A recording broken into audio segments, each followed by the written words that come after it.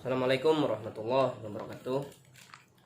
Selamat pagi atau ya selamat pagi yang menjelang siang. Alhamdulillah. Sini kita aturkan selawat kepada baginda Nabi Muhammad SAW. Mana di sini kita tetap melaksanakan pembelajaran meskipun masih dalam suasana ya baru entah nggak tahu lagi ya. Kita udah tahu kan apabila selesainya PPKM ini, mana di beberapa sekolah kan mungkin tidak diberikan izin untuk pelajaran tatap muka. Nah di sini ulun ada satu materi yang ulun ada satu materi mana materi tersebut ini pembahasannya pada bab perintah bersuci daripada haid. Haid ini adalah punyanya perempuan. Jadi haid ini suci dari hadas besar dan kecil. Bukan. Suci dari hadas besar dan kecil ini merupakan syarat sah seorang muslim melakukan ibadah sholat. Jadi perempuan yang sudah sampai dewasa atau akil balik dan ketika itu dia sedang berhadas besar, yaitu dalam keadaan haid, tidak diperbolehkan melakukan ibadah sholat, puasa, serta ibadah lainnya yang disyariatkan untuk dikerjakan dalam keadaan suci. Ia diperbolehkan melakukan ibadah tersebut sudah selesai daripada masa haidnya. Jadi haid tadi termasuk hadas besar. Haid termasuk hadas besar. Ya bagaimana cara mensucikan diri setelah selesai masa haid? Mari kita ikuti atau kita simak pelajaran berikut ini. Haid ini adalah darah kotor yang keluar dari rahim seorang perempuan yang berumur 9 tahun. Nah, atau pada umumnya umurnya bisa sampai atau pada umumnya dengan umur 15 tahun. Jadi keadaan atau kondisi seorang perempuan yang mengeluarkan darah haid tadi sehat atau tidak sakit. Jadi keadaan haid itu keluar dalam keadaan perempuan tadi sehat, tidak sakit. Sebab haid ini merupakan kebiasaan perempuan dan bukan karena inya dalam keadaan proses melahirkan. Kemudian darah haid ini berwarna merah kehitaman. Jadi seorang perempuan yang sudah mengalami haid berarti dia memiliki kewajiban untuk menjalankan syariat Islam yang disebut dengan mukallaf. Darah yang keluar dari rahim seorang perempuan bukan hanya dari darah haid, tetapi ada darah nifas dan ada darah istihadah. Berikut ini penjelasan. Yang pertama adalah darah nifas itu darah yang keluar dari rahim perempuan setelah inya melahirkan atau beranak. Jika nifas sudah selesai diharuskan untuk mandi wajib. Kemudian darah istihadah adalah darah yang keluar dari rahim seorang perempuan. Habis itu karena adanya gangguan kesehatan atau penyakit. Jadi bagi perempuan yang istihadah tidak dikenai hukum sebagaimana perempuan haid. Artinya ia tetap berkewajiban melaksanakan sembahyang dan puasa. Adapun tentang masa haid perempuan, nah antara satu dengan yang lain berbeda-beda.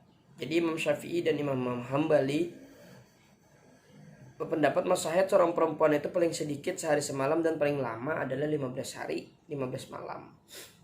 Jadi Imam Maliki berpendapat batas maksimal perempuan haid adalah 15 hari. Adapun Imam Hanafi berpendapat bahwa masa haid perempuan itu paling sedikit 3 hari dan paling lama 10 hari. Dan paling lama 10 hari. Nah, jadi itu sebagian dari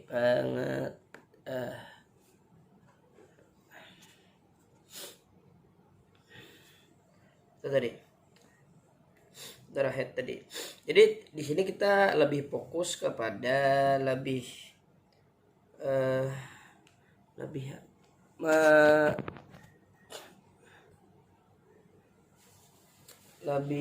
mefokuskan pembahasan nih bagaimana tata cara mandi wajib. Nah itu yang perlu kita bahas. Jadi seorang wanita itu selesai masa haidnya wajib mandi. Nah, mandi wajib ini mandi dengan meratakan air ke seluruh badan, seluruh awak, dari ujung rambut sampai ujung kaki dengan tujuan bersuci dari hadas besar dan hendak melakukan ibadah kepada Allah Subhanahu wa taala. Jadi Rasulullah sallallahu alaihi wasallam bersabda, an Aisyah qalat qala Rasulullah sallallahu alaihi wasallam, "Idza aqbalatil haidu fada'i sholata wa idza adbarat faghsili wa sholli." Dari Aisyah radhiyallahu an, beliau berkata, Nabi Muhammad sallallahu alaihi wasallam bersabda, apabila haid maka tinggalkanlah sholat, dan apabila habis haidnya maka mandi dan sholatlah. Hadis riwayat Imam Bukhari. Nah, adapun hukum-hukum yang harus dipenuhi, ketika mandi wajib, yaitu niat wajib dalam hati dan sunnah diucapkan. Jadi menghilangkan semua kotoran najis yang menempel pada tubuh lalu mengalirkan ke seluruh tubuh. Selain itu juga terdapat sunnah-sunnah yang dikerjakan, yaitu membaca bismillah, kemudian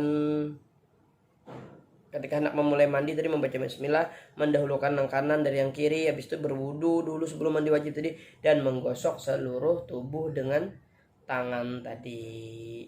Adapun tata cara mandi wajib setelah masa haid bagi perempuan sebagai berikut. Yang pertama, ini berwudu dan membaguskan wudunya sebelum menyimbur atau sebelum mengubui semua anggota awaknya atau badannya. Nah, jadi itu tadi wudunya wudu kamil, berwudu yang sempurna, yaitu 3 kali. Yang kedua, menyiramkan air ke atas kepalanya lalu menggosoknya dengan kuat hingga air dapat sampai pada tempat tumbuhnya rambut atau di sela-sela bagian daripada kulit. Sela-sela daripada bagian kulit.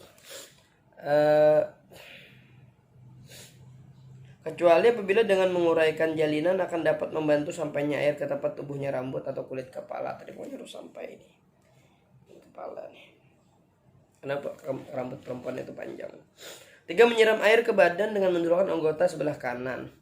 Nah, tata cara mandi wajib ini berdasarkan hadis Nabi Muhammad SAW sebagai berikut. An Aisyah anna Asma as'alat an-Nabiyya sallallahu alaihi wasallam an ghuslil mahidi faqala ta'khudhu ihdakunna ma'aha wa sidrataha fatatahharu fatusinu tuhura thumma tasubbu ala ra'siha fatadlukuhu dalkan shadida hatta tablugha syu'una ra'siha thumma tasubbu 'alaiha al-ma' thumma ta'khudhu firsatan mumassakatan fatatahharu biha faqalat Asma wa kaifa tatahharu biha faqalat subhanallah tatahhirina biha faqalat Aisyah ka'annaha tukhfi dhalika